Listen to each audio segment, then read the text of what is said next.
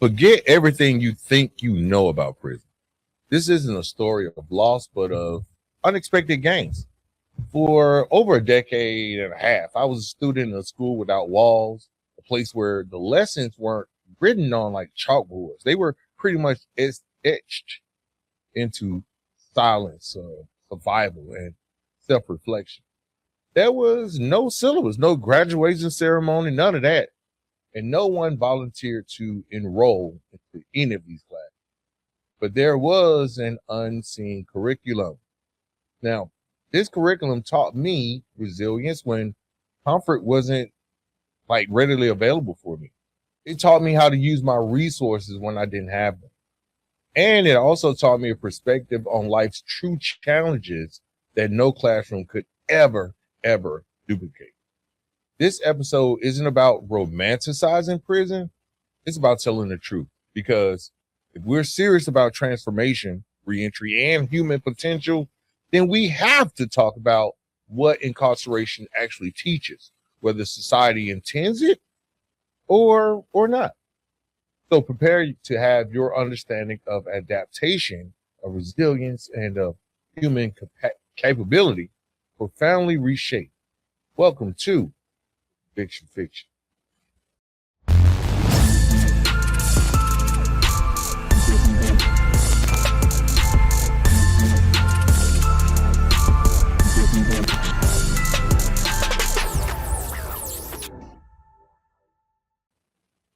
All right, when people imagine prison, they usually picture bars, uniforms, locked doors, you know, big muscular dudes walking around. What they don't picture, what the movies rarely get right, is the constant presence of violence, or at least the ever present threat of violence.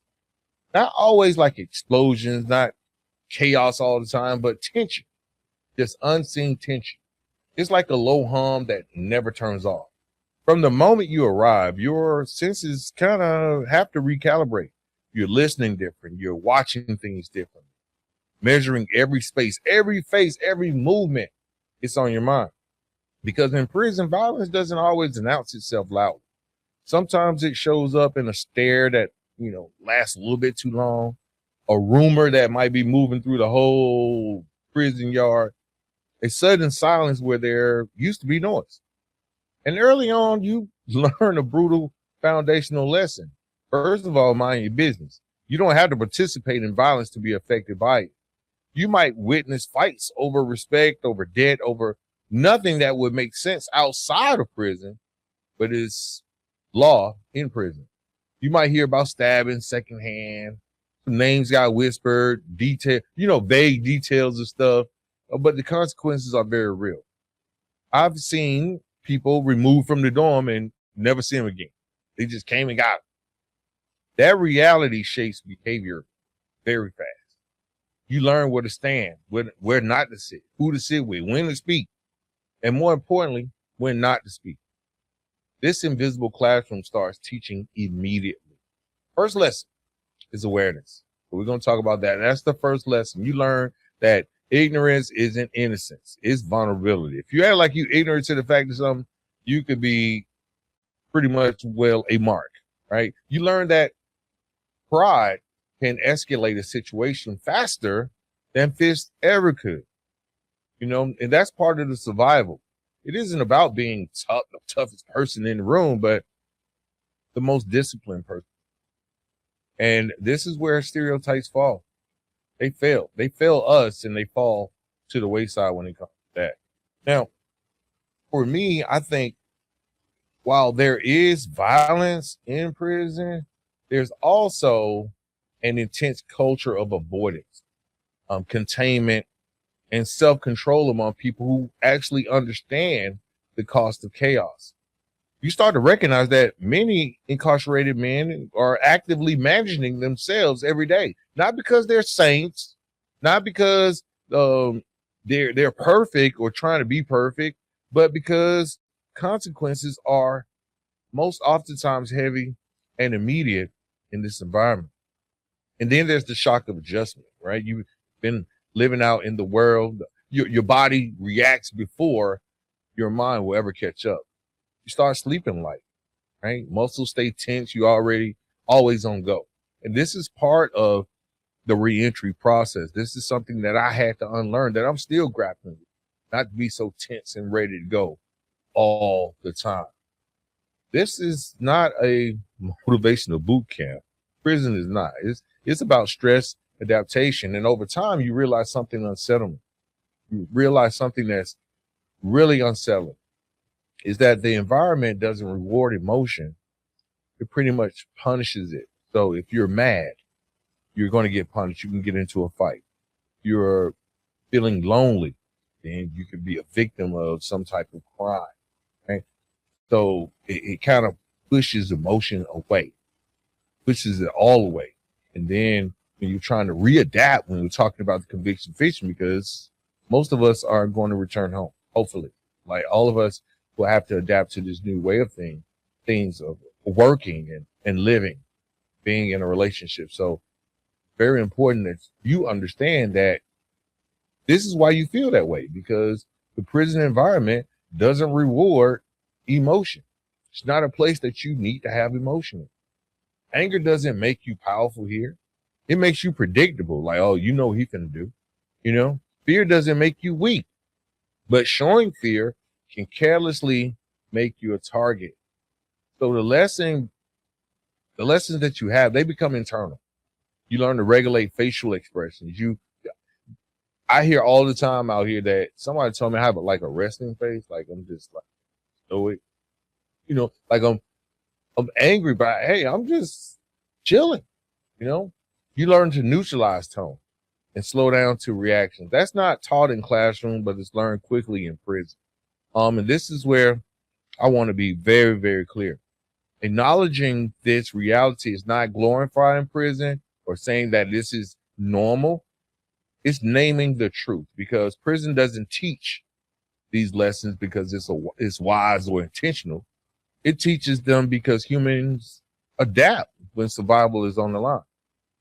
The invisible classroom is brutal, unforgiving, and often unfair, but it's very real. It teaches you quickly how comfort can disappear, how thin the line is between safety and danger, and how much responsibility rests on your own decision making. So before any degree, before any program, before any transformational story, the first education is learning how to exist in a place where violence is always possible and restraint becomes a form of intelligence. Now, as we move through this episode, I want to remind you guys, go over to Amazon, man, check out the books, man. No Turning Back, and then we got Turning Forward on there, and then the first book, The Conviction Fiction, which is semi-autobiographical of, who I am and where I came from. But back to this episode, right? Now that you've mastered, once the initial shock sets in, let me just say that, once that shock sets in and that hyper alert survival mode becomes your new normal, another kind of education begins. And this is one kind of quieter, less visible, but just as demanding. External control. Because in prison, external control is absolute. You don't control your schedule. You don't control your environment. You don't control who you're housed with or who is your bunkmate. What noise surrounds you. You don't control any of that. Privacy doesn't exist at all. And when almost everything outside of you is controlled, the only place left to exercise agency is up here in your mind. Okay? Your thoughts, your reactions, your emotional discipline. All of that is like, man, I can't show fear right here. But I don't need to become angry because he might have a knife on him, right? And I don't have mine, right? You learn to really deal with your thoughts. This is where many people struggle, not because they're weak, but because they've never been forced to confront themselves without escape routes. Out in the free world, discomfort can be numb quickly. You can distract yourself with work. You can get some drugs, relationships. You can get on your phone. You can just leave a place, right? In prison, distraction options are very limited and often unhealthy if you lean in on the wrong one. So oftentimes you sit with yourself. I used to read a lot. I was a constant reader, right? And if you're sitting with yourself, sometimes it can become unbearable. Your mind replays mistakes on a loop. Guilt starts to show up, and you become angry you can't express it. Fear waits quietly in the background, reminding you that tomorrow is pretty much unpredictable. But here's the truth that many people don't understand. Prison doesn't automatically make you mentally strong. It doesn't. It forces you to make a decision. Either you learn to regulate your internal world, or your internal world will consume you. Now, emotional regulation becomes a survival, not just some buzzword that you're going to hear on the podcast. It becomes a survival skill. And we're going to talk about how that makes you learn quickly that reacting reacting emotionally, let me say that, reacting emotionally can escalate situations that you pretty much can't afford. You know, losing control of your temper doesn't just affect you, it can ripple outward and make your life exponentially harder. So you practice restraint, you start learning to practice restraint if you've done some time. Now, a lot of people don't practice restraint. They are the ones that normally end up in the hole or in some bullshit, right? But for the thinkers, for the people that are focused on becoming better and, you know, making lemonade out of the lemons, you learn how to pause, how to breathe through disrespect, how to let words pass without grabbing onto them. But at the same time, letting them know that you're not to be one to play with, right? Not because you're passive, but because you're calculating the cost of everything. Patience in this environment isn't about virtue. It's about longevity. You're going to have to learn how uncertainty will reshape your mind. Now, I'm not going to stay on prison a lot, but this kind of deal with. You know, we know the timelines are unclear. You know, policies change. Lockdowns can happen without warning. Programs that you kind of felt like people from the outside coming in, they sometimes disappear because of, you know, regulations or whatnot. People you've grown close to are suddenly transferred, you know, like your homie that you might have known from the street or know some of the places or hung out in some places that you hung out, they're gone. You know, there's no illusion of control. It's absolute control. So instead of fighting uncertainty, many people learn to just normalize it. That's one of the things that I did, right? You stop asking, why is this happening? You start asking, how do I respond to it? All right. That shift is subtle, but it's powerful. It changes your whole life. So, you know, all these confined spaces, they teach you how to create internal space, how to deal with yourself. Long stretches of monotony teach you how to manage boredom without imploding. That silence, even though it's painful at first, it teaches you what your thoughts actually sound like when no one is listening.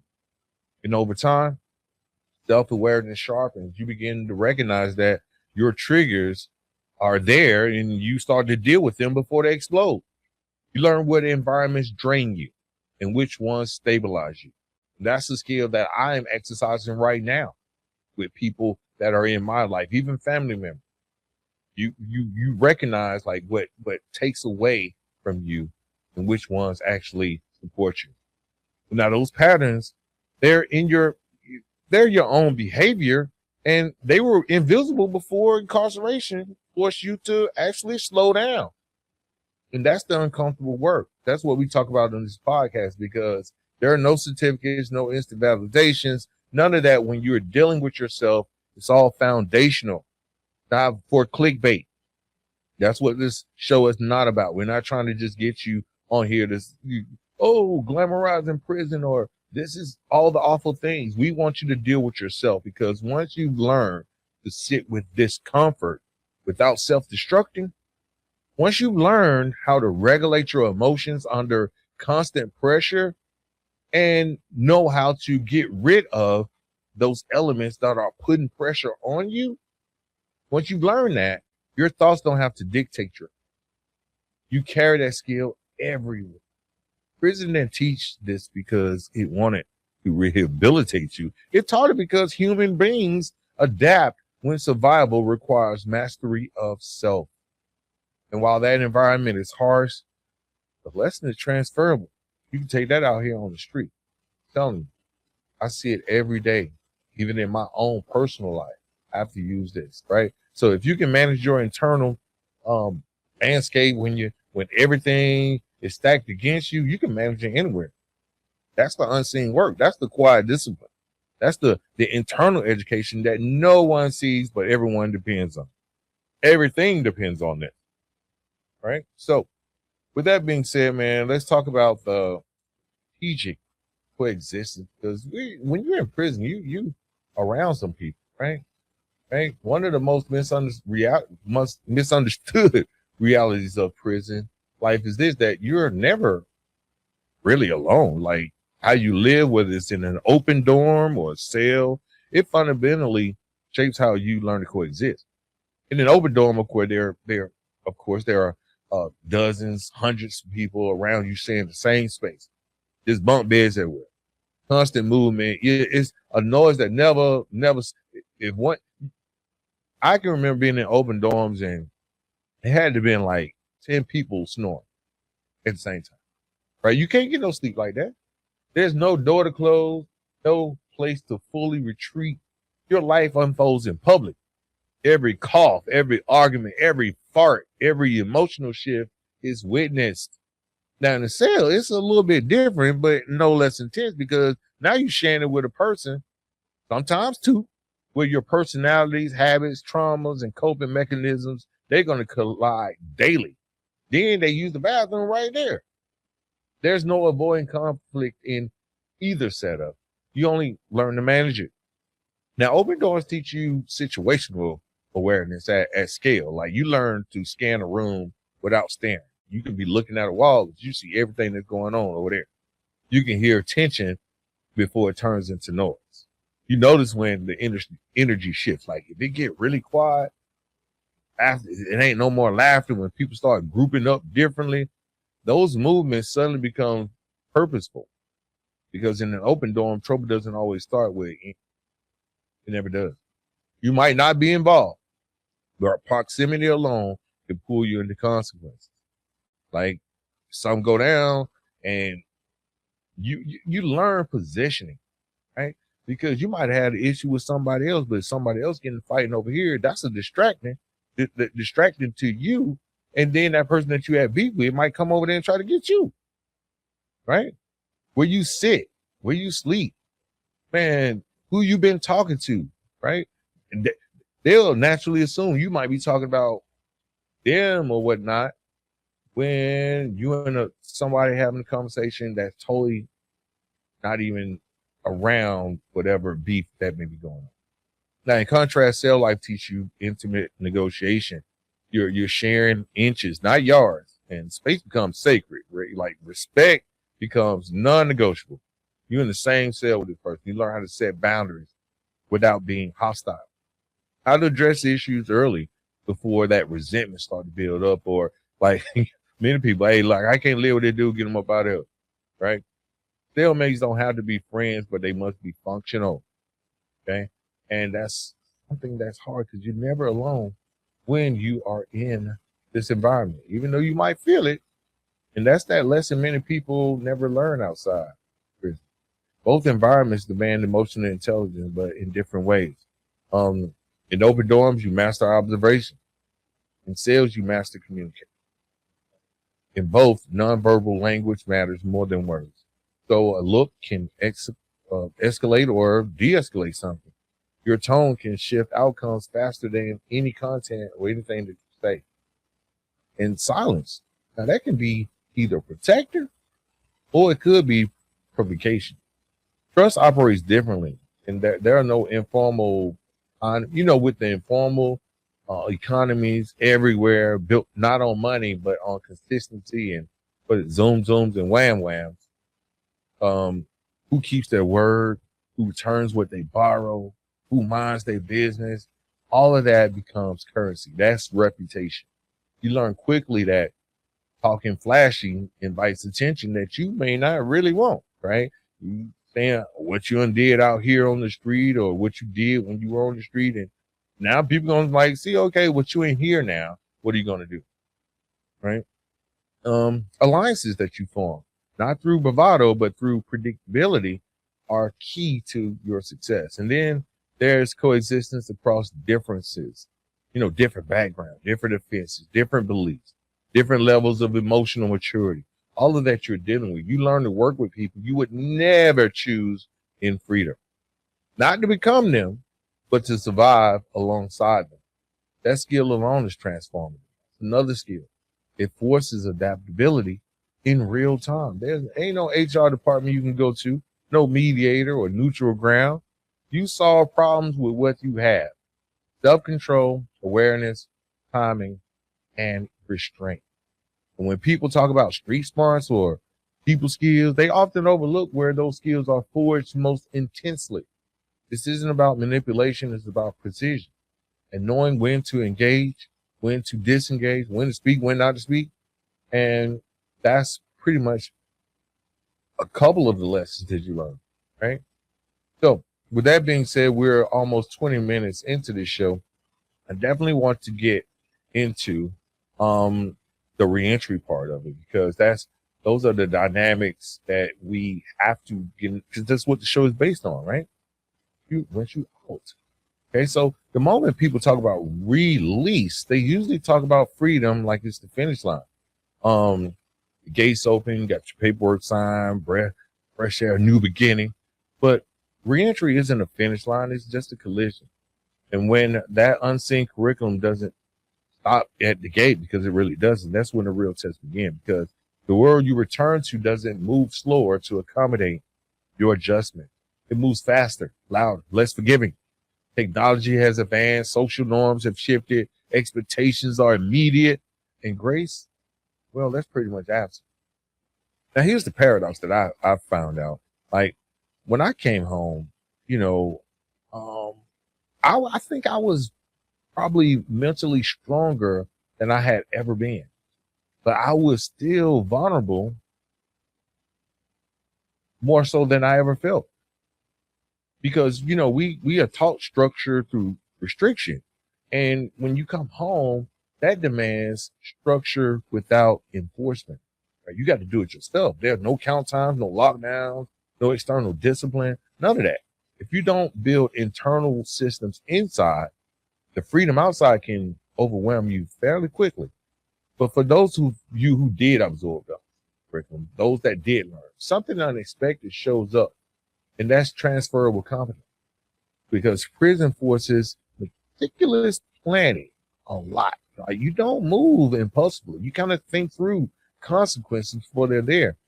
And you start assessing risk before even doing something. All right. You learn to manage any limited resource that you have and budget better. You learn to navigate volatile environments, and reading becomes workplaces, neighborhoods, and relationships that you're in. You start to navigate them a little bit differently.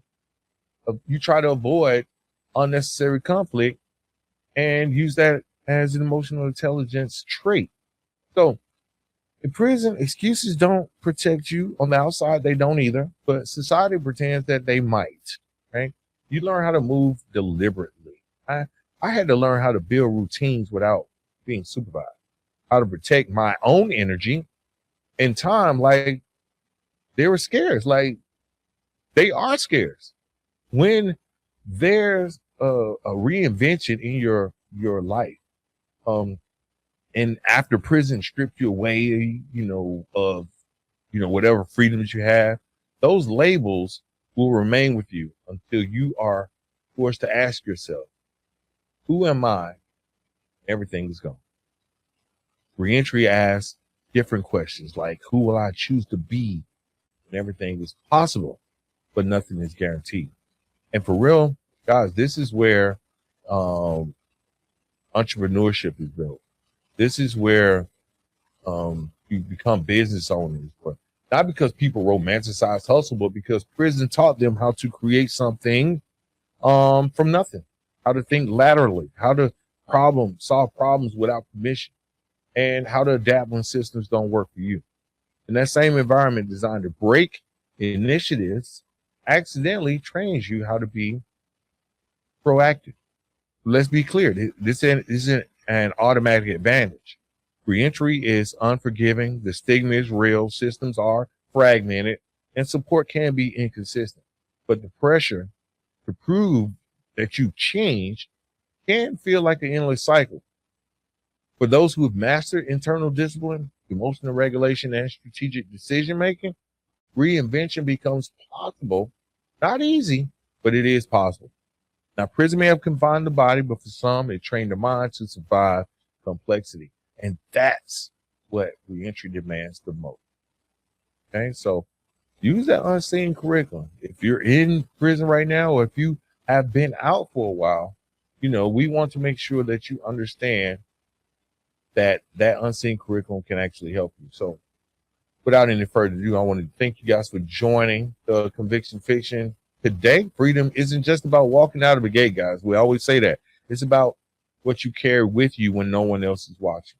It's about how you respond when pressure shows up again, because believe you me, it will show up. Prison didn't hand out wisdom.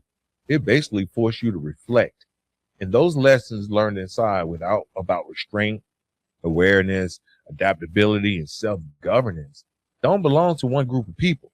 They belong to anyone willing to learn from reality instead of those stereotypes. So if this episode teaches anything, it wasn't about glorifying incarceration. It was about acknowledging the human capacity to adapt, even in places designed to break you. If we want real conversations about justice, reentry, and transformation, we have to stop asking those surface level questions and start listening to deeper truths. This is what happens when we tell the whole story. That's the Conviction Fiction. Thanks for joining.